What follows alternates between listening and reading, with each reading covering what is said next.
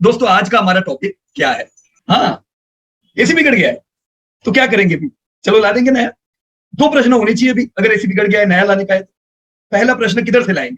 तो आपके पास कौन सा शेयर है? मेरे पास तो रिलायंस इंडस्ट्री है, रिलायंस रिटेल जाना बनता है। दूसरा, एसी कौन सा खरीदेंगे? हमारे पास तो वोल्टास है, तो वोल्टास का ही लाना पड़ेगा ना। राइट, चलो तो अपना कंपनी का टर्नओवर भी बढ़ा देते हैं आज। ओके दोस्तों, तो आज इसी के रिलेटेड दोस्तों अपना टॉपिक है। कौन सा टॉपिक है? चलो अंदाजा लगाओ। ओ या, तो आज का टॉपिक क्या है? Electronics mart India limited EMI का जो आईपीओ आया है। दोस्तों हम आज डिस्कस करेंगे इलेक्ट्रॉनिक्स मार्ट इंडिया लिमिटेड के आईपीओ के बारे में। लेकिन किधर खुलेगा किधर बंद होगा वो सबसे कोई लेना देना नहीं है। ये आईपीओ आया है तो हम आज दोस्तों सीखेंगे electronics mart India limited IPO के बारे में। हम सीखेंगे इसके सेक्टर के बारे में कि ये जो रिटेल सेक्टर से बिलोंग करता है, ये रिटेल सेक्टर कैसा है, उसमें कौन से पार्ट है और कौन सी अपॉर्चुनिटीज है। हम इसी कंपनी की बैलेंस शीट, फाइनेंशियल स्टेटमेंट पढ़ेंगे और इसको इसी के सेक्टर की दूसरी अलग अलग कंपनियों के साथ कंपेयर करके हम डिसीजन पे पहुंचेंगे कि हमें ये कंपनी लेनी चाहिए या नहीं, या कहीं और बढ़िया अपॉर्चुनिटी है। तो रेडी हो मेरे साथ दोस्तों? मेरा ये प्रयास रहेगा कि मैं आपको इंफॉर्मेशन उस प्रकार से दूं कि हर बार आप हम पे डिपेंड ना रहो और खुद एनालिसिस कर सको। राइट, चलो दोस्तों शुरू करते हैं। इलेक्ट्रॉनिक्स मार्ट इंडिया लिमिटेड का आईपीओ जो अभी फिलहाल आया है दोस्तों, प्राइस बैंड इसका 56 to 59, लॉट इसका 254, वही 15,000 के करीब आपका इन्वेस्टमेंट हुआ यार। डेट कौन सी थी दोस्तों? 4 से 7 अक्टूबर तक की डेट में आपको इसको अप्लाई करना। कोई दिक्कत नहीं है, अप्लाई किया नहीं किया अभी पूरी जिंदगी, ये लिस्टेड होने के बाद तो आपके पास आ जाएगा, तो आप ले सकते हो कभी भी। अलॉटमेंट, अगर आपने आईपीओ भरा है तो आपको अलॉटमेंट 12 तारीख को होगा। अरे आज कौन सा तारीख है? 12। तो आज आपके डिमेट में अगर लगे हैं तो शेयर आ जाना चाहिए। रिफंड अगर नहीं लगे तो 13 तारीख को आ जाएंगे। आपके डिमेट में अगर लगे हैं तो क्रेडिट हो जाएंगे 14 अक्टूबर को और इसका लिस्टिंग होगा दोस्तों 17 अक्टूबर को। ऑलराइट दोस्तों, ईएमआई कंपनी कौन सी है? ये चौथी लार्जेस्ट और fastest growing consumer durable and electronic retailer है भारत के। अब चौथे लार्जेस्ट है पर फास्टेस्ट ग्रोइंग है कि नहीं, ये हम इनके जब डेटा दूसरी कंपनी से कंपेयर करेंगे तब हम जान लेंगे।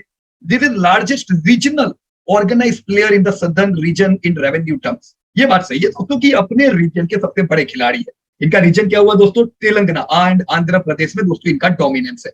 टोटल 112 स्टोर है, 36 सिटी में ये लोग फैले हुए। पर अभी से ध्यान रखो दोस्तों, this is a regional player, ये नेशनल प्लेयर नहीं है। अब दोस्तों कुछ इनके इंपॉर्टेंट डेटा देख लेते हैं। जब ये ईगल्स आई व्यू में हम डेटा देखते हैं तो इंपॉर्टेंट चीजें कौन सी है? इक्विटी दोस्तों, पेड अप इक्विटी कंपनी की 300 करोड़ की है। नेटवर्थ अपनी रिटेन्ड अर्निंग द्वारा जो इकट्ठा हुआ होगा 300 करोड़, तो चलो स्टेक होल्डरों ने लगाया, पर कंपनी जो प्रॉफिट कर रही होगी इतने समय से, तो कंपनी के पास नेटवर्थ 638 करोड़, 638 करोड़ की नेटवर्थ हो चुकी है। धंधा दोस्तों ये लोग करीबन 4,000 करोड़ का दोस्तों करते हैं, तो बहुत अच्छी बात है दोस्तों। ये बहुत ही कोई छोटी मोटी कंपनी नहीं है, अच्छा धंधा ये लोग कर रहे हैं और अच्छा प्रॉफिट भी ये लोग कर रहे हैं। करीबन दोस्तों 100 करोड़ का प्रॉफिट ये लोग हर साल करते हैं। लास्ट ईयर का आप देख सकते हैं, इनका प्रॉफिट 104 करोड़ का है दोस्तों। इन्हीं डेटा के हिसाब से दोस्तों कंपनी का जो ईपीएस है वो 3 रुपीज 46 पैसे का है। मतलब आप अगर एक शेयर ले रहे हो 59 रुपीज पे, तो आपको आज क्या मिलता है? आपको दो चीजें मिलती है। एक तो कंपनी जो ले रहे हो, एक शेयर अगर आप लेते हो तो आपके शेयर पे आपकी अर्निंग 3.5 रुपए की सालाना है, 3 रुपीज 46 पैसा। तो 59 के हिसाब से 3.46 एक बहुत ही अच्छी अर्निंग हुई। अंदाजे से गिन लो 6-7% की यील्ड हुई, तो एफडी से ज्यादा तो आज को आज से ही देने लगी है, तो दैट्स गुड। एनएवी यानी कि कंपनी की बुक वैल्यू 20 रुपए की है, तो 59 भरने पे 3.5 रुपए साल के मिल रहे हैं और 20 रुपए की बुक वैल्यू भी मिल रही है। ये डेटा के हिसाब से हम कह सकते हैं दोस्तों महंगा नहीं है, अच्छी अपॉर्चुनिटी। बोरोइंग कंपनी पे करीबन 500 करोड़ रुपए की है। तो दोस्तों अभी हमने नेटवर्थ देखा दोस्तों, नेटवर्थ 650 करोड़ और बोरोइंग 500 करोड़, तो ये ध्यान में रखना पड़ेगा, कंपनी डेट फ्री नहीं है और बोरोइंग भी बड़ी है। 500 करोड़ दोस्तों कोई छोटी बोरोइंग नहीं हुई। 4,000 करोड़ के टर्नओवर करने वाली कंपनी पे 500 करोड़ की बोरोइंग होती है सब बड़ी। डेब्ट टू इक्विटी रेशियो 75 का होगा। राइट, तो 75 कोई अच्छा डेब्ट रेशियो नहीं है दोस्तों। डेब्ट रेशियो 60% अगर हो तो हम उसको कंफर्टेबल कह सकते हैं। ये कंफर्टेबल लेवल से भी थोड़ा ज्यादा है, तो ये चीज को दोस्तों हमेशा ध्यान रखना है इस कंपनी के बारे में दोस्तों। अब नेक्स्ट, यहाँ पे मैंने आपके सामने दोस्तों बैलेंस शीट रखी हुई है। बैलेंस शीट में देखो दोस्तों, जो इंपॉर्टेंट चीज देखने जैसी है उसमें से कुछ तो हमने जैसे देख ली। राइट, कंपनी की एसेट्स देख लेनी चाहिए, कंपनी की टोटल एसेट्स देख लेने की। अभी हम डेटा पे भी बात करते हैं, मैं अभी आपको ईगल्स आई व्यू में खाली बता देता हूँ। राइट, इक्विटी कंपनी की अभी हमने बात भी कर ली, टोटल नेटवर्थ यानी टोटल इक्विटी की भी हमने बात कर दी, डेब्ट की भी हमने बात कर दी, यानी बोरोइंग आप देख सकते हो दोस्तों कंपनी के सर पे लॉन्ग टर्म बोरोइंग और शॉर्ट टर्म बोरोइंग दोनों ही है और वो बड़ा है, ऐसा नहीं है बहुत ही छोटा बोरोइंग है।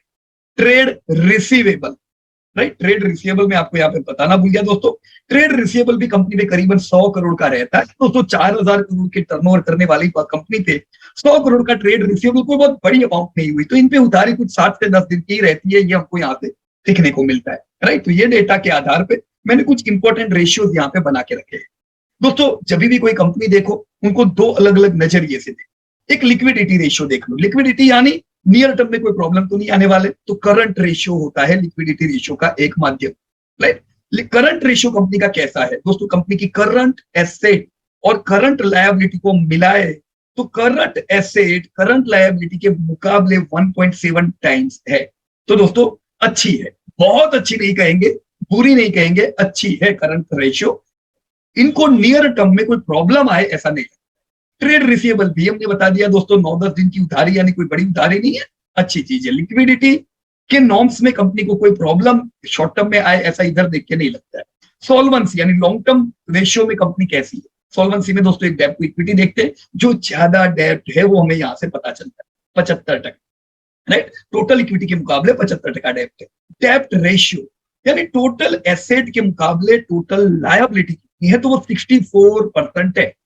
ये भी हम कहेंगे दोस्तों, ऐसा नहीं कि बहुत अच्छी है, एवरेज है दोस्तों। डेब्ट पेइंग कैपेसिटी 2.6x है खाली दोस्तों, 2.6 टाइम्स डेब्ट पेइंग कैपेसिटी कोई बहुत अच्छी डेब्ट पेइंग कैपेसिटी नहीं कह सकते हैं।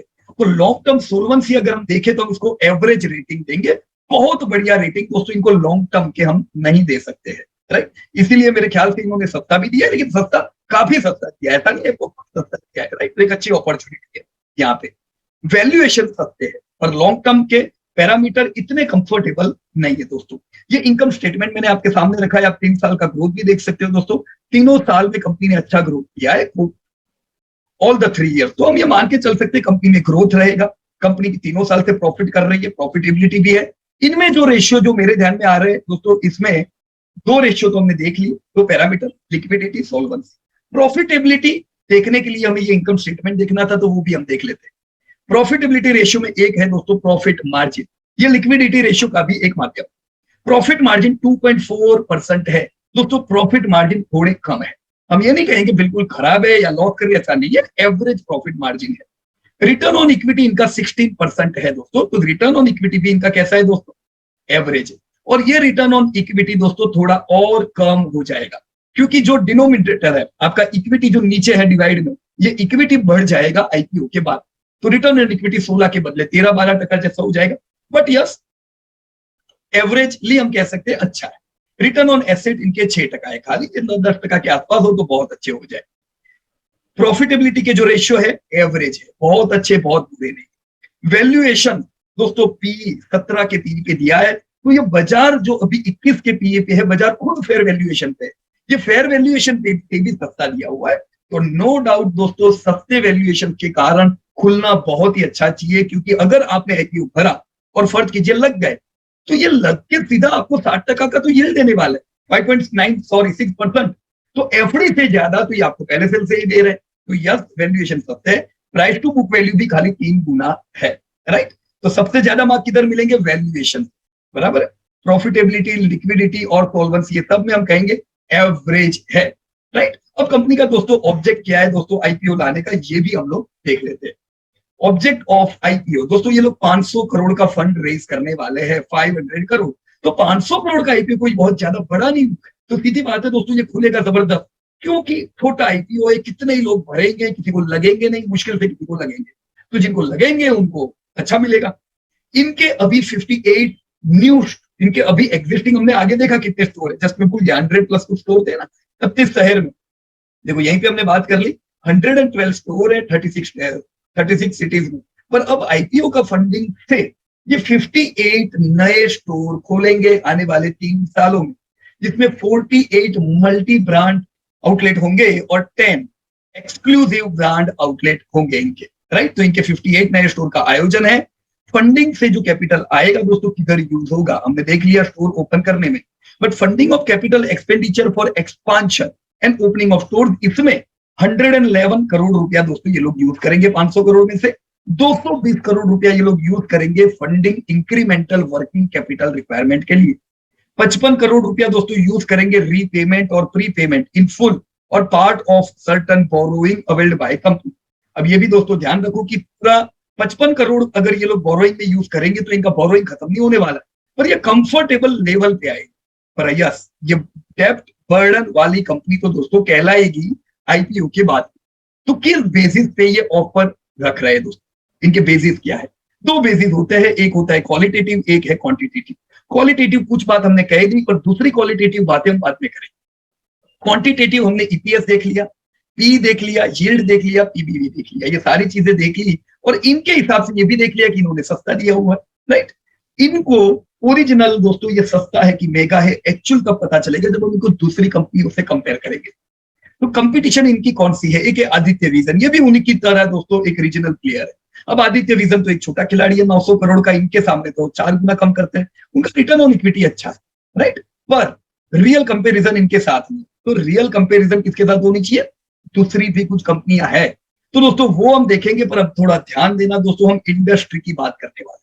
इंडस्ट्री की बात दोस्तों जरूरी इसलिए है क्योंकि आपको पैसा तभी मिलेगा अगर इंडस्ट्री ग्रो करेगी, अगर कंपनी के धंधे बढ़ेंगे तभी कंपनी के प्रॉफिट बढ़ेंगे और आपकी जेब में पैसे आएंगे। तो ये जानने के लिए देखना जरूरी है, हमें पता चल जाना चाहिए कि आने वाले 10 सालों में ये इंडस्ट्री कितना ग्रोथ करेगी। अगर ये ग्रोथ करेगी तो कौन सी कंपनी सबसे ज्यादा फायदा उठाएगी? तो रेडी हो दोस्तों? देखो, सबसे पहला डेटा ये पूरे वर्ल्ड का है, list of the one of the fastest growing major economies. ये दोस्तों ज्यादातर मेजर इकोनॉमीज का लिस्ट है। आप देख सकते हो सबसे ऊपर का जो ग्राफ है वो भारत का है। तो हम भारत के लिए है इसलिए नहीं, पर ये आपका हमारा ग्राफ नहीं है, ये तो आपका आईएमएफ और वर्ल्ड बैंक का ग्राफ है। तो इन्होंने भी कहा है दोस्तों कि इंडिया जो है ये आने वाले सालों तक पूरी दुनिया में सबसे फास्टेस्ट ग्रोइंग इकोनॉमी बनके उभरने वाला है। हम चाइना से भी फास्ट ग्रो करेंगे। ये वो चाइना है जो पिछले दशक में सबसे फास्टेस्ट बढ़ा है, तो अब का जो दशक है वो भारत का है सबसे फास्ट। तो अगर इंडिया 6-7% के ग्रोथ से बढ़ेगा तो सीधी बात है हमारे यहाँ की जो इंडस्ट्री है वो इससे तो फास्ट बढ़ने वाली है। तो इंडिया में पैसा दूसरी इकोनॉमी से ज्यादा तेजी से बढ़ेगा। तो हमें ये देखना चाहिए कि भाई अगर जीडीपी बढ़ेगा तो कौन सी इंडस्ट्री को फायदा होगा और खास करके कौन ज्यादा इसमें बेनिफिट ले जाएगा। तो एक डेटा देखना बनता है और वो है प्राइवेट कंजप्शन का, कि जीडीपी अगर 7% बढ़ेगा तो उसको कौन ड्राइव करने वाला, किसकी मदद से दोस्तों? पीएफसीई, प्राइवेट फाइनल कंजप्शन एक्सपेंडिचर। दोस्तों आप देख सकते हो it is projected to register 13 to 15% growth over 2022 to 27। आने वाले 5 साल में दोस्तों प्राइवेट कंजप्शन 13 से 15% की तेजी से बढ़ने वाला है। तो प्राइवेट कंजप्शन दोस्तों अगर बढ़ता है तो कंजप्शन जो सेक्टर है उसको तो फायदा होना है। मतलब अगर मैंने कंजप्शन की इंडस्ट्री में पैसा लगाया और कंपनी अच्छी है तो इंडिया भले 6-7% से बढ़े, दुनिया भले 2% से बढ़े, पर मेरा पैसा 13-15% से बढ़ सकता है। तो कंजप्शन सेक्टर देखने को मांगता है। दोस्तों पिछले 5 सालों में ये सेक्टर 9% से बढ़ा है, पर आने वाले 5 सालों में प्राइवेट फाइनल कंजप्शन 13 से 15% से बढ़ने वाला है। तो रेडी हो जाओ दोस्तों ये सेक्टर के लिए। आप वो सेक्टर देख रहे हो जो इंडिया का फास्टेस्ट ग्रोइंग सेक्टर है, right. Now this data is very very important. दोस्तों ये बात ध्यान रखें कि जीडीपी का बहुत सबसे बड़ा हिस्सा पीएफसीई है, private final consumption expenditure consumption, और पीएफसीई का सबसे बड़ा हिस्सा दोस्तों रिटेल है, रिटेल। तो सीधी बात है दोस्तों, रिटेल पीएफसीई को आज 50% कंट्रीब्यूट करता है। रिटेल पीएफसीई को कितना कंट्रीब्यूट करता है? 50%। यानी कंजप्शन का सबसे बड़ा हिस्सा क्या है? रिटेल है। जीडीपी जो पूरी इंडिया की जो जीडीपी है और जो हमें उम्मीद है 5 गुना होने वाली है इस दशक में, ये जो जीडीपी अगर बढ़ती है तो क्या बढ़ेगा? 30% जीडीपी का हिस्सा दोस्तों रिटेल है। तो अगर हम जीडीपी बूम का इंडिया में फायदा उठाना चाहते हैं तो रिटेल पे ध्यान देना अत्यंत जरूरी है। इसीलिए हम कहते हैं दोस्तों इंडिया में निवेश कर रहे हो तो रिटेल को नहीं भूलने का दोस्तों, राइट। अब दोस्तों रिटेल का क्या हाल है? अगर रिटेल 30% जीडीपी का है तो हम कह सकते हैं 2017 में रिटेल 49 ट्रिलियन था। दोस्तों 2022 यानी ये साल उम्मीद है कि ये रिटेल 72 ट्रिलियन का हो जाएगा। तो एक रिटेल का एक्सपांशन बड़ा हो रहा है। तो इसमें क्या बढ़ रहा है? 61% हिस्सा दोस्तों फूड एंड ग्रोसरीज में जाता है। यानी ये बताता है कि लोग किधर स्पेंड कर रहे हैं रिटेल बास्केट में। दोस्तों आधा से ज्यादा पैसा खर्चा किधर होता है रिटेल में? फूड एंड ग्रोसरीज में। इसलिए आप देख रहे हो सबसे बड़ी कंपनी रिटेल में किधर है? फूड एंड ग्रोसरीज की कंपनी है। डीमार्ट हो गई, राइट, ये रिलायंस भी इसी बिजनेस में है। तो ये लोग क्यों ये स्टोर खोल रहे हैं? क्योंकि रिटेल का सबसे बड़ा पोर्शन क्या है? Food and groceries. फिर आता है दोस्तों 8% हिस्सा एप्पल के पास। तो एप्पल को भूलने का नहीं, वो भी एक बड़ा हिस्सा है। 5% हिस्सा किसके पास है दोस्तों? Consumer durable. मतलब लोग जो 100 रुपया खर्च रहे हैं, अगर 60 रुपया फूड एंड ग्रोसरीज में जा रहा है, 8 रुपया एप्पल में जा रहा है, तो एप्पल की कंपनियां भी लिस्ट बनाने लगो। 5 रुपया कंज्यूमर ड्यूरेबल में जा रहा है, तो उनका भी लिस्ट बनाओ। ये कुछ बड़े सेक्टर है दोस्तों रिटेल के अंदर। हम बारी बारी इन सेक्टर को भी देखेंगे ताकि आपको ये मीटिंग में खाली ईएमआई नहीं और पूरे रिटेल सेक्टर की आइडिया है फिर को पैसा किधर डालो, राइट। रिटेल इंडस्ट्री जो अभी हमने आपको बताई कि चलो ये साल 72 ट्रिलियन की होगी, पिछले 5 सालों में दोस्तों ये 7.7% से बढ़ी है। पर दोस्तों आने वाले 5 सालों में ये 11 से 12% से बढ़ने वाली है। तो अगर हम ये सेक्टर में रहते तो इंडिया को जरूर दोस्तों हम लोग आउट परफॉर्म करेंगे, राइट। तो ये सेक्टर को 100% दोस्तों ध्यान देना चाहिए। Now this is extremely important. अगर हमने रिटेल की बात की, 72 ट्रिलियन की इंडस्ट्री की बात की, तो इसको 2 चीजों में बांटना चाहिए। One is organized retail, one is unorganized retail. दोस्तों अनऑर्गेनाइज्ड रिटेल के पास आज भी 90% शेयर जा, ऑर्गेनाइज्ड रिटेल इंडिया में अभी भी खाली 10 to 11% है। तो बहुत से लोग बोलते हैं डिमांड बहुत बढ़ गया है, रिलायंस बहुत बढ़ गया है, ये सब बड़े हो गए, ये सब बड़े नहीं हुए। अभी भी इनके हाथ खाली 10-11% ही ऑर्गेनाइज मार्केट है। बड़ा मार्केट तो अनऑर्गेनाइज में। और जैसे जैसे हम आगे बढ़ेंगे वैसे वैसे आप धीमे धीमे देखोगे कि अनऑर्गेनाइज मार्केट का शेयर ऑर्गेनाइज के पास आता जाएगा। तो अगर रिटेल 7.5, अगर रिटेल 11-12% से बढ़ने वाला है, तो अब सोच लो ऑर्गेनाइज रिटेल कितने परसेंटेज से दोस्तों ग्रोथ होगा? वो तगड़ा ग्रोथ कर सकता है, राइट। या हमने शेयर बताया दोस्तों 2012 में ऑर्गेनाइज रिटेल खाली 7.8% था, 2017 में ये 9% हुआ, आज दोस्तों 10-11% हुआ। तो देख रहे हो दोस्तों साल दर साल ऑर्गेनाइज मार्केट की जो कंपनियां हैं वो अपना धीमे धीमे स्टेक बढ़ा रही है और वो ग्रोथ और तगड़ा कर सकती है। ये पूरा इवोल्यूशन दोस्तों आपके सामने है कि रिटेल का इवोल्यूशन 1990 में हुआ, तब कितना मार्केट साइज था? खाली 2 ट्रिलियन था, राइट। यही 2 ट्रिलियन का मार्केट साइज कौन से फॉर्मेट के स्टोर थे? स्पेशलिटी स्टोर थे दोस्तों। डोमिनेंट प्रेजेंस किसका था? डोमेस्टिक और कुछ रीजनल प्लेयर का था। एफडीआई थे नहीं, कंपटीशन निगलिजिबल थी। 1990 से 2005 में क्या हुआ? तो 2 ट्रिलियन का जो मार्केट था वो 13 ट्रिलियन का हो गया। ऑर्गेनाइज मार्केट था ही नहीं, ये 4% पहुंचा। अभी भी 96% अनऑर्गेनाइज मार्केट था। कौन से फॉर्मेट के स्टोर दोस्तों आपने देखे? Super market, hyper market, department store देखे आपने? मॉल में पेनिट्रेशन थोड़ा थोड़ा बढ़ने लगा। इंटरनेशनल प्लेयर इवोल्व हुए, जैसे नाइकी, रिबॉक का इवोल्यूशन हुआ। एफडीआई कुछ आए इंडिया में। कंपटीशन अभी भी मॉडरेट था। 2005 से 15 में यही 13 ट्रिलियन 39 ट्रिलियन हो गया और ऑर्गेनाइज मार्केट के पास डबल मार्केट शेयर आ गया, 8.5%। अब फॉर्मेट कौन से हो गए दोस्तों? Vertical wise speciality retail store खुलने लगे, अलग अलग वर्टिकल के अलग अलग स्टोर। पेनिट्रेशन मॉल में हाई होने लगा, right. Entry of large corporate house such as Reliance आया, टाटा आया, राइट, वेस्ट साइड और काफी अलग अलग फॉर्मेट में। And global player such as Amazon, ये आ गया ना ये मार्केट में, तो अमेजॉन भी आ गया। एफडीआई की एंट्री हो चुकी थी, कंपटीशन धीमे धीमे बढ़ने लगा। आज हम देख रहे हैं दोस्तों 2022, तो दोस्तों ये 40 ट्रिलियन वापस डबल हो गया, करीबन 72 ट्रिलियन। मार्केट 10% पहुंच चुका है।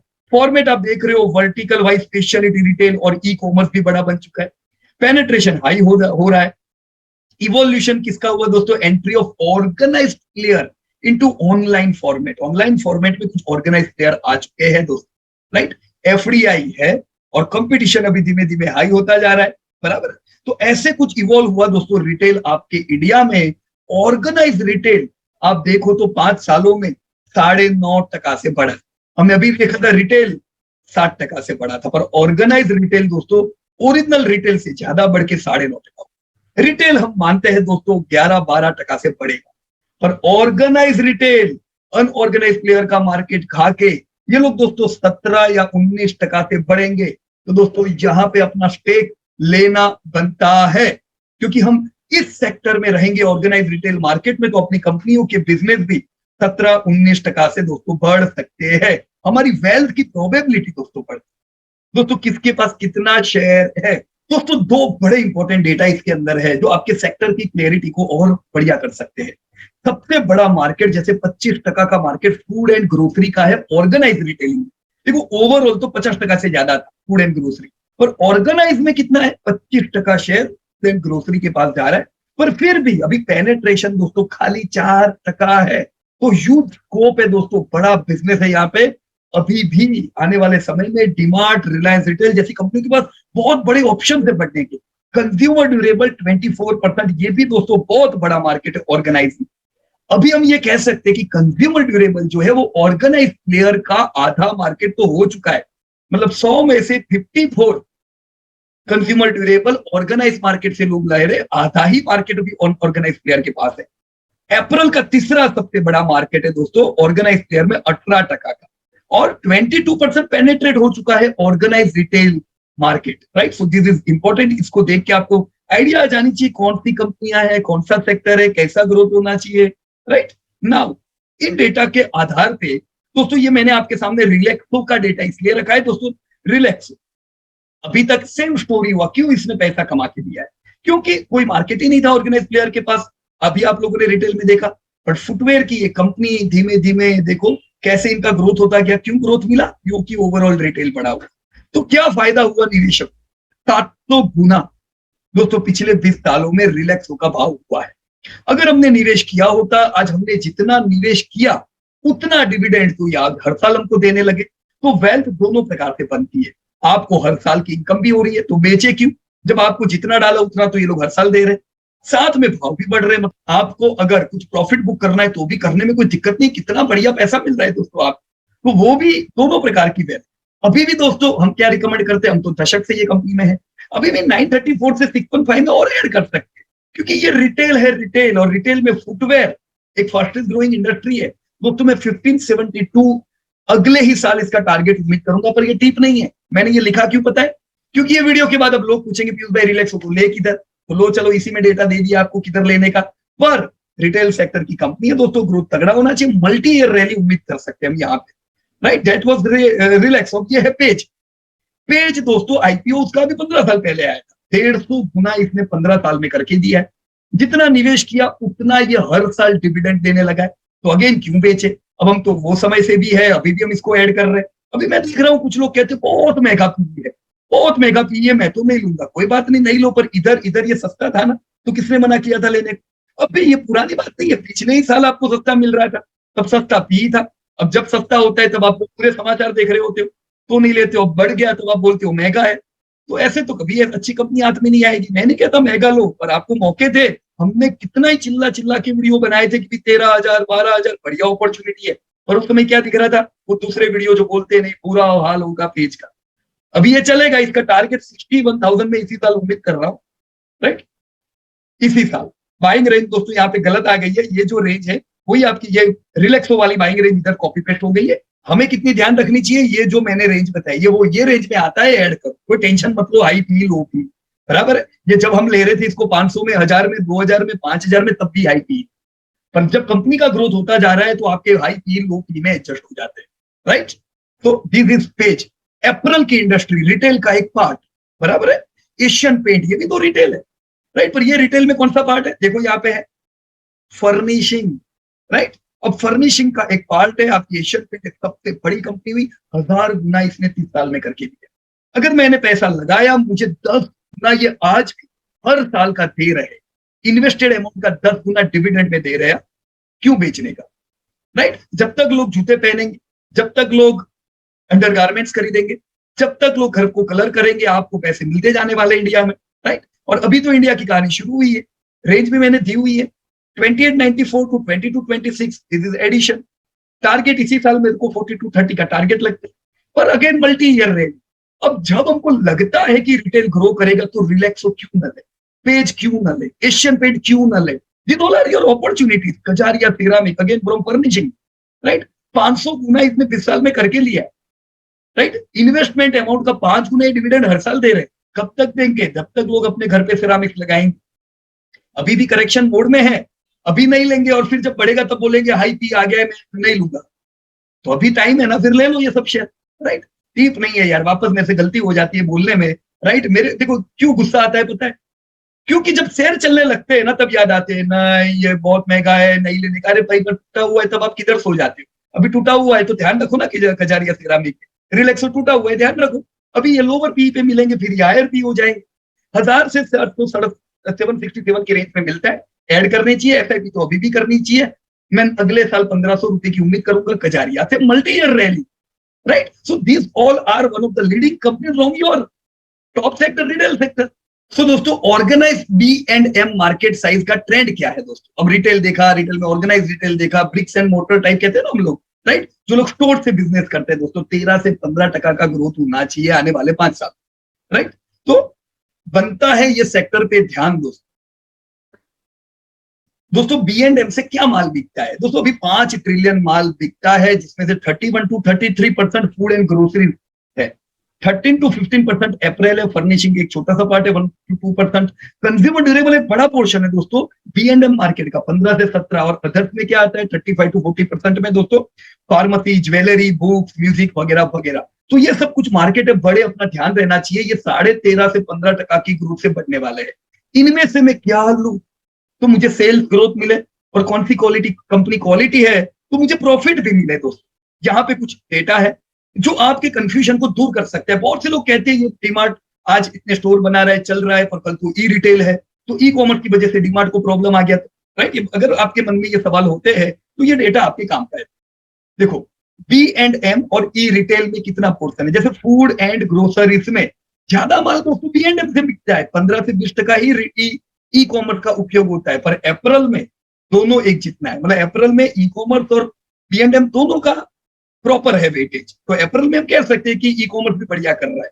फर्निशिंग में अगेन ज्यादा बड़ा हिस्सा किसका है, बी एंड एम का है।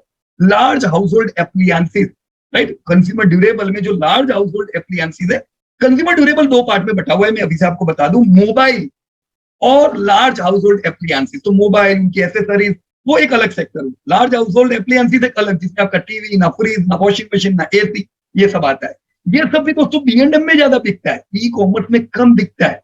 इसीलिए आप देखते हो ना रिलायंस पागल थोड़ी ना है जो रिलायंस डिजिटल कितने खोलता जाता है, टाटा क्रोम खोलते जा रहे हैं, क्यों, उनको पता है ये माल किधर बिकेगा, बी एंड एम में लोग टच एंड फील से माल खरीदते हैं, राइट। पर कुछ चीजें जो ई कॉमर्स में बढ़िया होती है, जैसे मोबाइल फोन, यहाँ पे ई कॉमर्स का वजन है दोस्तों बी एंड एम से ज्यादा, पीसी बी एंड एम में ज्यादा बिकते, ई कॉमर्स में कम बिकते, तो ये कंफ्यूजन मत रखना कि डीमार्ट बंद हो जाएगा ई कॉमर्स के कारण, राइट।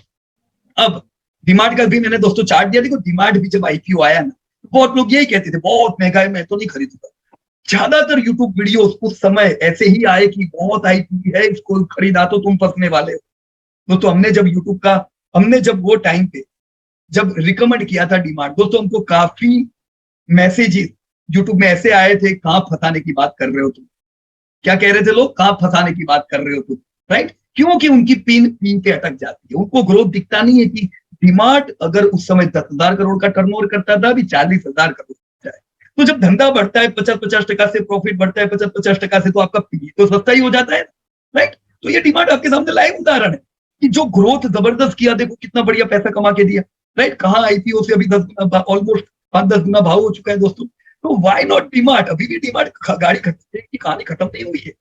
अब डीमार्ट जो कि इसी सेक्टर में है, एक सबसे लीडिंग कंपनी है, मैं कहूंगा आपको स्टोर में रिलायंस के बाद डीमार्ट का नंबर लगता है। अब डीमार्ट डेट फ्री है, कंसिस्टेंट प्रॉफिट करता है, नेशनल प्लेयर बनते जा रहे हैं, तो क्यों नहीं दोस्तों 3400 के आसपास डेफिनेटली एडिशन होना चाहिए। मैं इस साल का टारगेट 50 to 50 रखूंगा, राइट। अब जब ये 50 to 50 के ऊपर निकल जाएगा ना फिर सब लोगों को याद आएगा और ये तो बहुत महंगा हो गया है अभी क्या करें, नहीं लिया, राइट। करेक्शन में है ना तभी ये सब कंपनी को एक्यूमुलेट कर दो ताकि तेजी में ना लेना पड़े, राइट। और कौन सी कंपनी है, टाइटन, वही रिटेल का पार्ट। देखो टाइटन ज्वेलरी, अभी आपने एक अदर सेगमेंट देखा था ना, उसका ये राजा है दोस्त, राइट। ज्वेलरी, फास्ट ट्रैक आपने नाम सुना होगा, और कई अलग अलग सेगमेंट में कितने स्टोर के लोग खोलते जा रहे हैं। तो बी एंड एम में ये एक बड़े खिलाड़ी, debt free, largest, consistent profit making OEM player है, राइट। दोस्तों पिछले 20 सालों में ऑलरेडी 900 गुना इसने कमा के दिया है, क्यों, क्योंकि रिटेल बड़ा है, रिटेल बढ़ता जा रहा है, अभी भी दोस्तों 1989 के करीब आए, अगेन हम इसको अच्छे क्वांटिटी में ले सकते हैं, अभी भी करेक्शन में है, एडिशन करता जाने का। मैं इसी साल का टारगेट दोस्तों 3100 का तो रखता हूं, overall multi year rally demand हो, टाइटन हो, ये सब, राइट। तो ये मार्केट को अगर हम सेगमेंट करें, कंज्यूमर ड्यूरेबल जो इंडस्ट्री है ये 3 से 3.2 ट्रिलियन की एक इंडस्ट्री है। तो कंज्यूमर ड्यूरेबल की जब हम बात करते हैं तो क्या क्या चीजें आती है दोस्तों consumer durable? Large house hold appliances, दोस्तों ये करीबन 1 ट्रिलियन का मार्केट है। जब लार्ज हाउस होल्ड अप्लायंसेस की बात चले तो समझ लो दोस्तों 27 to 29% कंज्यूमर ड्यूरेबल का धंधा इधर से आता है। 63 to 65% धंधा मोबाइल फोन दे रहे, मोबाइल एक बहुत बड़ा, और दूसरे स्मॉल अप्लायंसेस दोस्तों खाली 8% धंधा करते हैं। तो ये दोनों सेगमेंट वो है जिधर दोस्तों फोकस होना चाहिए, उसमें भी ग्रोथ किधर होगा देख लो। ओवरऑल कंज्यूमर ड्यूरेबल मार्केट का जो ग्रोथ है पिछले 5 साल में 8% से बढ़ा है, आने वाले 5 साल में 10 से 12% से ग्रोथ होने वाला है। तो अब ये ग्रोथ कौन करेगा, ये बड़ा इंपॉर्टेंट है दोस्तों, जरा ध्यान देना इस डेटा पे। टेलीविजन ये ऑलरेडी पेनिट्रेट हुआ है, डीप पेनिट्रेशन है और लोअर ग्रोथ प्रोस्पेक्टस है इस इंडस्ट्री। तो मैं टेलीविजन बनाने वाली कंपनी पे फोकस करूंगा तो इसका ग्रोथ लो रहेगा। हमें उम्मीद है रिटेल में 12-15% ग्रोथ की, अब यहाँ पे तो अपने को 6% ग्रोथ मिलेगा। उसी प्रकार से पीसी का लोअर पेनिट्रेशन और ग्रोथ प्रोस्पेक्टस भी दोस्तों यहाँ पे लो है। वॉशिंग मशीन दोस्तों ये भी करीबन 20% जितने पेनिट्रेटेड है। रेफ्रिजरेटर 40% जितने पेनिट्रेटेड, तो इसको क्या कहेंगे, medium penetration, moderate growth prospectus. तो जो कंपनियां वॉशिंग मशीन या फ्रिज बनाती है ऐसी कंपनी में मीडियम ग्रोथ मिलने की उम्मीद है। मोबाइल की जो कंपनियां हैं दोस्तों यहाँ पे जो पेनिट्रेशन है वो अच्छा खासा हो चुका है, राइट, पर ग्रोथ फिर भी हमको मिलता जाएगा। 12% के ग्रोथ की उम्मीद हम मोबाइल की कंपनियों से दोस्तों कर सकते हैं। तो आपके ध्यान में डिक्सन आना चाहिए कि यार डिक्सन अगर मोबाइल का पार्ट बनाते हैं तो उनका ग्रोथ 12-15% तो किधर भी नहीं है, ना तो होने ही वाला है। पर सबसे बड़ा ग्रोथ किधर दिख रहा है, air condition, I repeat air condition, lower penetration.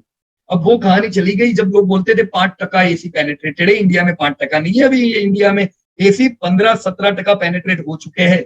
तो अभी पुराने डेटा अगर कोई भेजता है तो उनको भी कहना भाई अभी 17% पहुंच गया एसी का पेनिट्रेशन।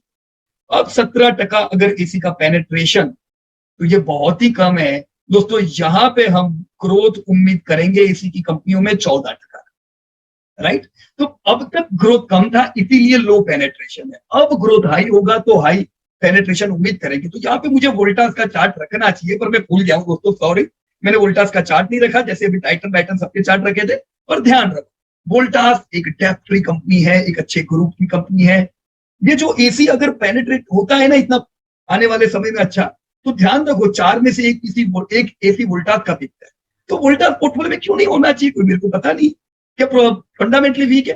कोई नहीं यार, डेफ्री कंपनी है, इतना बुरे समय में भी उन्होंने अच्छे प्रॉफिट किए। चार्ट नहीं रखा है पर मैं बता दूं उसने 100 गुना से ज्यादा करके दिया है। और अभी ये समय पे हाई इन्फ्लेशन की वजह से करेक्शन मोड पे है, तो क्यों ना खरीदे, एसआईपी करते जाओ। ताकि अगेन मैं बोलता हूं देखो हम तो 10 साल से इसको ले रहे, अभी भी लेंगे, ये गिर रहा है तो, राइट। लोग क्या है ना जो खाली भाव देते हो घबरा जाते हो, अरे भाई ये गिर रहे हैं मैं क्या करूं, क्या इकट्ठा करूं, राइट। सवाल ये नहीं है कि गिर रहा है तो मैं क्या करूं, सवाल ये होना चाहिए कि इसका माल बिकेगा, प्रॉफिट बढ़ेगा, तो फिर धंधा भाव तो बढ़ने वाला, क्यों उधर फोकस करते, right. So yes, I have not kept the chart of Voltas, but definitely we need to focus there, right now. ये बड़ा इंपॉर्टेंट चार्ट है दोस्तों, कंट्री वाइज प्रोडक्ट पेनिट्रेशन। दोस्तों इंडिया में कलर टेलीविजन 58% पेनिट्रेटेड है, refrigerator 40 है। पर ये दूसरी कंट्रीज के मुकाबले आप देखो तो जैसे हम बहुत ही कम कलर टेलीविजन में पेनिट्रेटेड, राइट। फ्रीज में, रेफ्रिजरेटर में भी हम बहुत ही कम पेनिट्रेटेड। 40 मतलब आपको लगेगा ज्यादा, पर दूसरी कंट्री के मुकाबले कुछ भी नहीं, right. Mobile 41 penetration, again too low comparing to other countries. Washing machine only 21, too low with other countries. ये सब जगह अपॉर्चुनिटीज है, इसलिए तुमने मीडियम ग्रोथ बताया। एसी वेरी लो पेनिट्रेशन, और दूसरी सब कंट्रीज के मुकाबले हम ये कहेंगे कुछ कंट्रीज में एसी अभी भी कम है, राइट। जर्मनी के मुकाबले, जर्मनी कह सकते चलो 25-27%, पर इंडिया के एटमोस्फेयर के हिसाब से हम इसको करीबन 50% पेनिट्रेशन पे तो जाता हुआ देखेंगे। तो प्रोस्पेक्टस यहाँ पे ह्यूज है। पीसी खाली 14% पेनिट्रेशन, राइट। तो यहाँ पे ये डेटा के आधार पे दोस्तों वोल्टा पे फोकस करना चाहिए, बराबर। या जो लोग ये प्रोडक्ट बेच रहे, चलो उन पे भी फोकस कर सकते हो आप, राइट।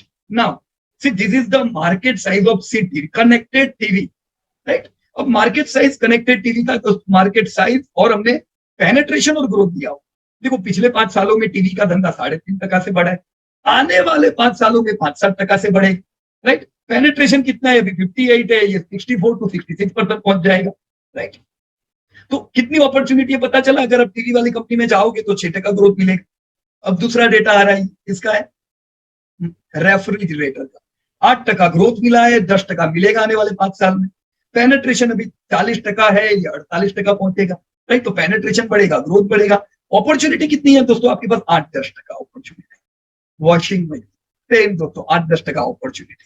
पेनिट्रेशन बढ़ेगा, आपको 8-10% ग्रोथ मिलेगा। एसी 13.5 से 15% का, पेनिट्रेशन 17 है, ये 23 से 25% पहुंचेगा। तो चलो वोल्टास देखो पिछले इतने सालों में ऑलरेडी जबरदस्त कमा किया है। अब ये लो पेनिट्रेशन है, फिर भी कमाई कैसी बढ़िया की। अभी भी क्या कर सकते हैं दोस्तों, 850 के करीब आ चुका है। देखो 50 में लेना चाहिए, करेक्शन है, एसआईपी तो अर्मिना करते ही जाओ। अगले साल या इस साल, ये साल नहीं तो अगले साल क्या फर्क पड़ता है, 1250 का टारगेट रखो। ओवरऑल मल्टी ईयर रैली मिलेगी, कंसिस्टेंट डिविडेंड मिलेगा। डेट फ्री कंपनी है, लार्जेस्ट एसी में ओईएम कंपनी है, ये कोई मार्ट सप्लाई नहीं करती, ये खुद ही एसी है, right. So good opportunity here. अब मोबाइल फोन सेगमेंट में दोस्तों स्मार्टफोन और फीचर फोन, राइट। जैसे स्मार्टफोन 2017 में खाली 30% थे, फीचर फोन वो सादे फोन आते हैं ना, वो 70%। अभी क्या हाल है दोस्तों, 55 से 60% लोगों के पास स्मार्टफोन हो चुके हैं, और वो फीचर फोन कम होते जा रहे हैं। आने वाले 5 साल में आप देखोगे ज्यादातर लोगों के पास यानी 80% स्मार्टफोन, खाली 10-12%, 12 से 17% लोगों के पास फीचर फोन होगा। तो आप इसमें ग्रोथ कितना उम्मीद करोगे दोस्तों? 11 से 13% का, राइट। तो डिक्सन से भी आप ये ग्रोथ उम्मीद कर सकते हो, बराबर। अब दोस्तों यहाँ पे 2 डेटा है, एक है ओवरऑल रिटेल इंडस्ट्री कितनी है, उसमें ऑर्गेनाइज रिटेल इंडस्ट्री कितनी है, और उसमें ये ई कॉमर्स कितना दिख रहा है, राइट। लेकिन आने वाले समय में धीमे धीमे ऑर्गेनाइज भी एक्सपांड होगा, रिटेल भी एक्सपांड, सॉरी ई कॉमर्स भी एक्सपांड होगा, राइट। पर फिर भी ई कॉमर्स उम्मीद रखेंगे दोस्तों कंज्यूमर ड्यूरेबल। मोबाइल फोन भूल जाओ, बड़े जो एप्लीकेंसीज है उसके केस में, फूड एंड ग्रोसरीज के केस में अभी भी B&M का दबदबा रहने वाला है। तो अगर B&M खोलना है तो सिंगल शॉप करीबन 500 से 1000 स्क्वायर फीट की होती है, right. Sales per square feet कितना होता है? 3 से 5,000 रुपया sales per square feet per annum. Gross margin कितना होता है? 8-10%। जो रीजनल प्लेयर होते हैं ना, अलग अलग रीजन के ऑर्गेनाइज प्लेयर, वो करीबन 6 से 8,000 स्क्वायर फीट का शॉप ओपन करते हैं, और उनका sales per square feet per annum 12 से 15,000 रुपए का होता है। उनका मार्जिन 12-15% होता है। पर सबसे तगड़े कौन है दोस्तों? National organize player. 10-12,000 square feet का उनका जगह होता है, 20 से 25,000 वो पर स्क्वायर फीट धंधा कर सकते हैं, और उनका मार्जिन भी दूसरों से ज्यादा होता है, 14 से 16%। तो इसीलिए दोस्तों मैंने पहले ही कहा, रीजनल प्लेयर नहीं, किधर ध्यान देने का? National player, right. National player अच्छा मार्जिन रखते हैं, खास करके सबसे तगड़े मार्जिन किसके होते हैं दोस्तों? फर्निशिंग का जो शॉप होती है, फैशन की जो शॉप होती है, उनके मार्जिन अच्छे होते हैं।